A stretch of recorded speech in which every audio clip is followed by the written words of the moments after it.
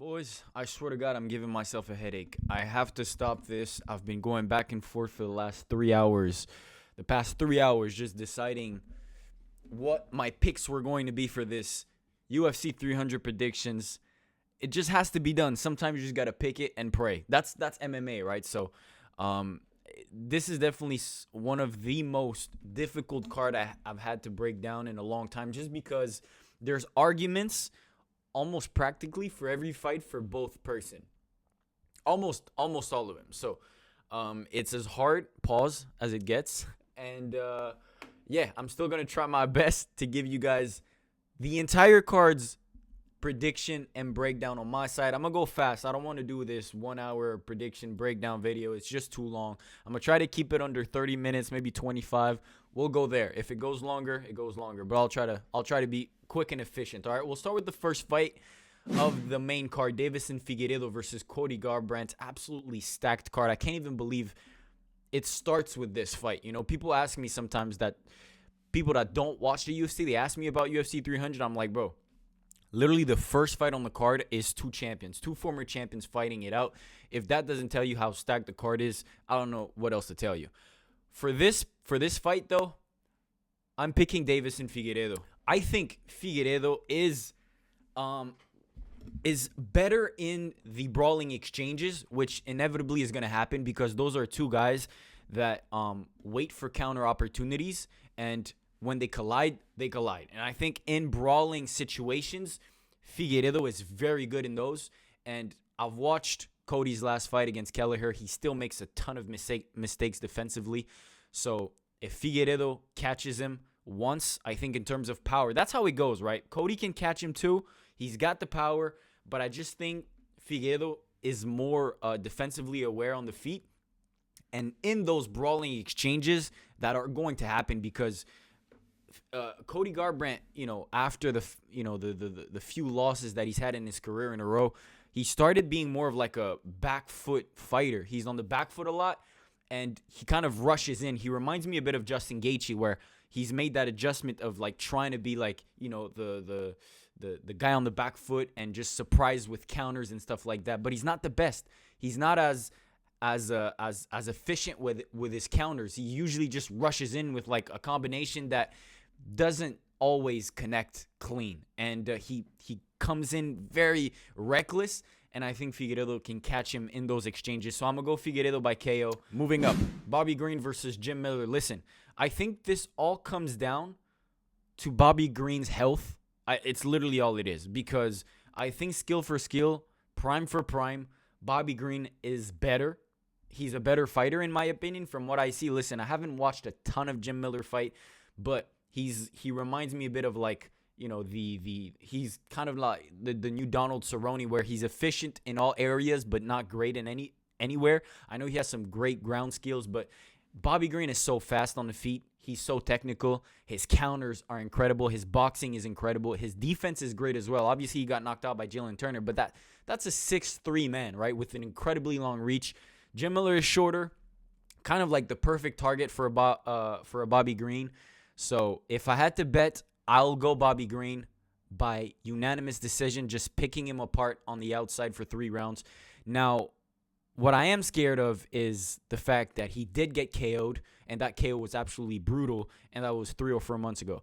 That's what I'm scared, right? If Jim Miller catches him and his chin is completely gone, because Bobby Green, even before the Turner fight, his chin wasn't the best. I mean, he got wobbled by Tony Ferguson. Like, if that doesn't tell you something, it's just not good. So yeah, hopefully Bobby Green's chin is just decent enough. It still holds up to a few punches, because if it doesn't, there's nothing I can do. But if it does, I'm hoping Bobby Green still has a little bit of chin left, and if he does, I think he can pick apart Jim Miller on the outside for 3 rounds. That's what I'm gonna go with. Jessica Andrade versus Marina Rodriguez. I'm picking Rodriguez by unanimous decision. I think Jessica Andrade just relies on her power a little bit too much. She's not super technical on the feet. She's just powerful. She's a bulldozer. She walks forward. But Marina Rodriguez is pretty skilled. She's good on the outside, and on the feet, like I said, she finds counter very well. So I think she's gonna pop her head back a few times and just cruise her way to a decision. So I'm going to go Marina Rodriguez by decision. Jalen Turner versus Renato Moicano. Listen, this is actually the fight that I've struggled the most. I've went back and forth and back and forth and back and forth. I saw Guru's video. He was talking about Moicano jiu-jitsu skills, and he thinks that he can find the back of Turner and submits him. I don't blame him. I see that too, because Moicano on his resume, I think he has like 5 or 6 submissions, all by rear naked chokes, and he's done it multiple times. Like it's not something that, you know, would be a rare occurrence if it happens. And Turner does have the body type to get submitted. It's just he's super long, super rangy, and I was looking at like his last fights, Moicano, right? And I was trying to find a way to like tell myself that he cannot easily take down Jalen Turner, right? Because Turner has some good takedown defense as well. But I mean, even just like the takedown off the clinch are very good. So Moicano is he's a nice pick for an underdog pick. I think he's an underdog, right? So if you want to make some money with an underdog, Moicano is the guy. I would bet if I had money on it. But if it's just a 50-50 fight, there's no money available, I'm still taking Turner. I guess that's just a gut feeling, but I think on the feet, there's just too much of a discrepancy in skills, in power, in reach, and range. And even in the clinch, Turner is really good at finding elbows, finding knees. And if Moicano shoots a sloppy takedown, I can even see kind of a similar finish to Curtis Blades versus Jailton Almeida, where like Almeida's on the fence trying to like get his hands locked behind Turner's legs, and Turner just hammer fist the shit out of Moicano until a TKO or something. Moicano's really tough. You know, he can take a beating, but Turner is so long, pause, so rangy, pause. But you know, I just have a gut feeling. But I don't blame you if you pick Moicano here. He is a lock and a good bet if you want to make some money as an underdog guy. I just have a gut feeling. So I'm going to go Jalen Turner by TKO. Prelims card. We're moving up. So Yusuff versus Diego Lopes. I'm picking Diego Lopes. I think Diego Lopes is so well-rounded, and he's an intense fighter, which is something like very, very difficult to deal with, right? He puts a lot of pressure. He moves forward. He looks for the fight. And so Yusuff just got out of a war with Edson Barbosa, and he's not like, I don't think he's keen to these like brawling matchups. He doesn't like to do it so much. He likes to be clean. He likes to be on the outside and try to pick him apart. He's got good striking, but I think Lopes is just gonna walk him down, try to go for takedowns and find submissions. I don't know if he shoots for takedowns, but I'm sure he's gonna try to body lock and try to get the back or something like that. And even on the feet, I think Lopes has the power advantage. So I think he might rock him, might try to get him to the ground and go for a submission. So I'm going to go Lopes by submission. Moving on, Holm versus Kayla Harrison. Kayla Harrison is going to win this for sure. By unanimous decision. I think Holm is getting old, very takedownable, if that's a word. And yeah, it's just a matchup made in heaven for Kayla Harrison. Holm's a striker, a kickboxer, and Harrison's a judoka who likes to take people down. She's done it multiple times in PFL, and Holm is the perfect opponent to do that to. She doesn't have enough power to knock Kayla Harrison out, and she's gonna throw kicks, and Kayla can grab any kick and just take her down. So that's what I see. Kayla Harrison by unanimous decision, probably a snooze fest. Calvin Kattar versus Aljamain Sterling. Another fight that I've went back and forth with. Very difficult to pick. I ended with Kattar. I don't know. This is tough, but I think, you know, when it comes to Sterling's takedown abilities, he doesn't shoot in the middle of the octagon usually. He goes for takedown on the fence and try to immediately gets the back, right? It's an option. I think it's definitely an option. It could happen that Aljamain Sterling does that and finds a submission, kind of similar to what he did to Sanhagen, but Kattar's takedown defense is great. He usually stays in the middle of the octagon in his fights and is the one pressuring. So whenever it's a guy pressuring, I think it's more difficult for Sterling to find the takedowns. He can definitely do it, but I think Kattar's boxing ability as well is amazing. He's so technical and like aware of everything coming his way. So he's aware that Sterling is going to shoot for a takedown. I'm sure he's going to keep his hand up, probably sprawl very fast, stay in the middle, and I think he can outpoint Sterling on the feet, just because he's so reckless on the feet. I have struggled finding ways. Like, obviously he did well against Petr Yan because of the threat of the takedown, but I think Kattar's just too crisp on the feet in terms of his boxing skills. Petr Yan too. See again, sometimes I go back and forth and like I'm fucking countering my own points here, but listen, gut feeling, all right? I'm going to just say that. I can't counter gut feeling. It's a gut feeling. Calvin Kattar wins by just outpointing Sterling on the outside over 3 rounds. And, yeah, Kattar is good. I love Kattar. Maybe that's why. So I'm picking Kattar by unanimous decision. I don't blame you if you picked Sterling. Yeah, I don't know. I'm not keen of Sterling's ability, but I've been proven wrong so many times. Maybe it happens again. Moving on, Yuri Prochazka versus Alexander Rakic. Oh, man. I want to pick Yuri so bad. I mean, I did an interview. We're boys now. We're best friend. He calls me every day now, asking for updates about my life and telling me how hard he's training. We're BFF, and I want to support my boy, but I have to be unbiased here. And I think his style is just not the best fitted, Yuri Prochazka has like 4 fights in the UFC. He's 3-1 in the UFC. I think he had 2 fights before his title shot, won the title, and then lost to Pereira. And Rakic is so technically, he's technically superior, and he's tough. He's long, he's rangy, he's tall as well. He's a 6'5" guy, and I don't know. I think Rakic can do some damage to Prochazka, kick his leg, kick his body, throw some clean jabs. Obviously, I think Prochazka is going to look to brawl with Rakic, but Rakic is so good at like staying calm and composed in these fights and kind of making this like his style of fighting, which is this the back and forth. So yeah, I'm leaning towards Rakic, unfortunately. Hopefully I'm wrong, but that's my pick. I'm going with Rakic by unanimous decision.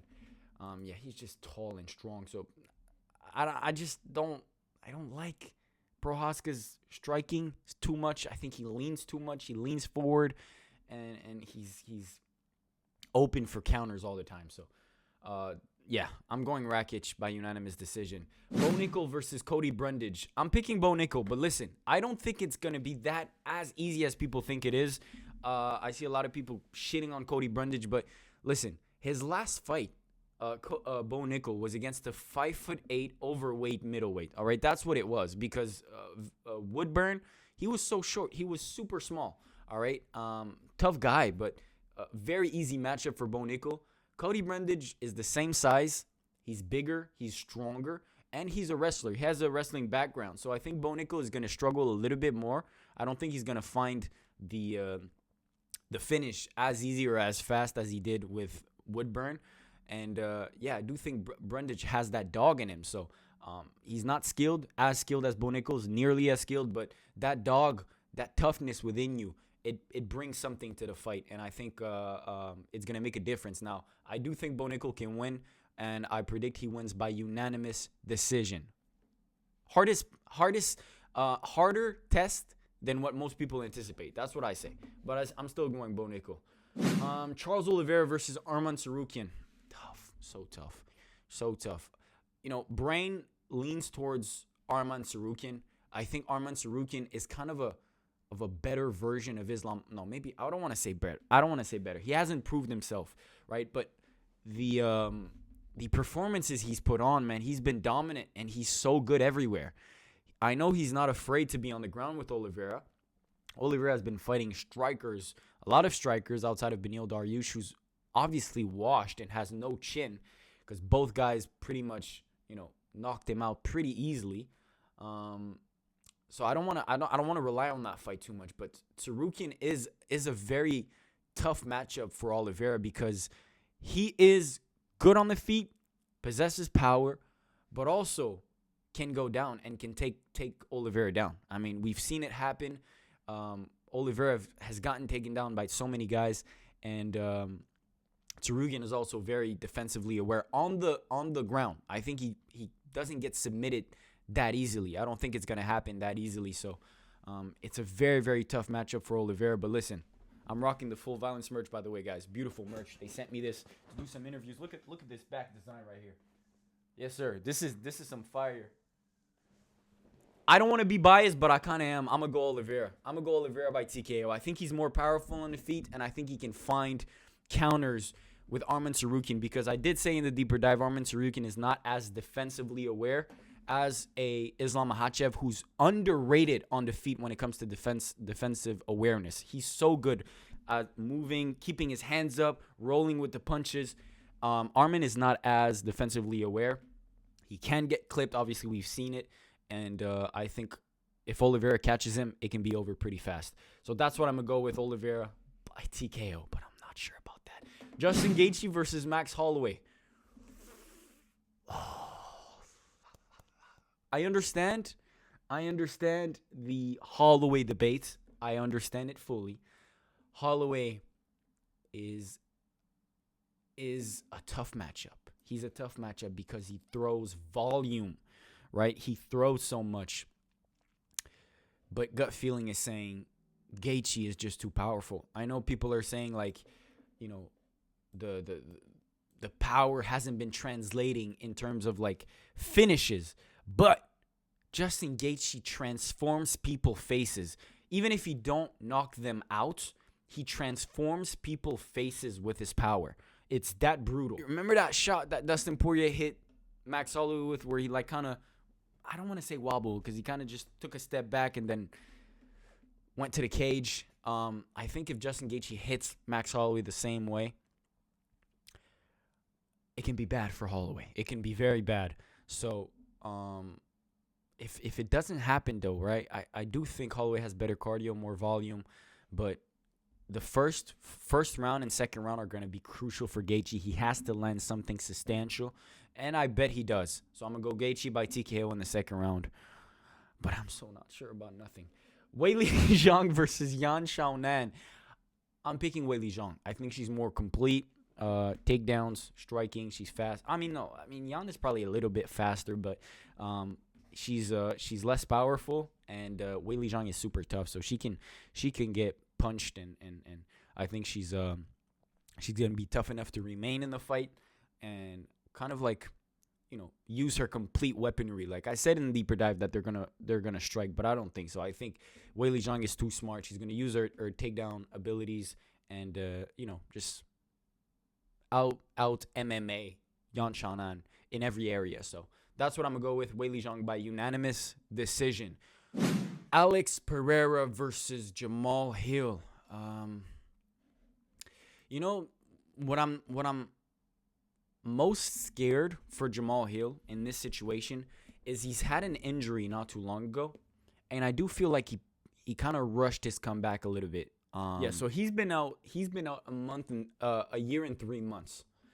And obviously a torn Achilles is a very, very bad injury. But when it comes to the striking game, I do think Jamal Hill has a lot of weapons that can damage Pereira, that can be dangerous to Pereira. And you compare Jamal Hill's striking to Yuri Prochazka, for example, and Hill is so much more composed. He uses his range a lot better. He's in and out. He doesn't lean in, like I said, the way Prochazka does. I don't think he's gonna be afraid, and he possesses just as much power as Pereira. At this point, it's just whoever lands, right? But Jamal Hill is such a brawler, and he's willing to tough it out. Like his fight against Thiago Santos was actually impressive because he did get hit. He got hit against Glover. He got hit against Thiago Santos, but he just kept coming back. And I do trust Jamal Hill's toughness and striking abilities on the feet. If Alex Pereira just puts his hands up, Jamal Hill is going to unload strikes against the fence, and Pereira's defense is not the best. He keeps his hand low often, and it works for him because he has so much power. So I don't want to say like it's a bad thing or bash him for it, bash his style, because it works so well.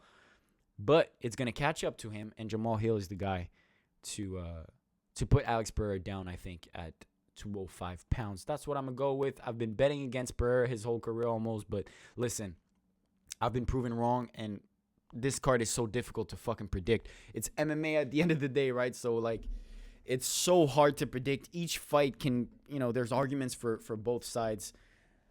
Oh, this is a tough one. Listen, as I was recording this, I'm, like, rethinking the Gaethje decision just because I don't have the arguments. I feel like my arguments are very weak. I'm just saying too much power. He's going to catch him because that's what MMA is, right? And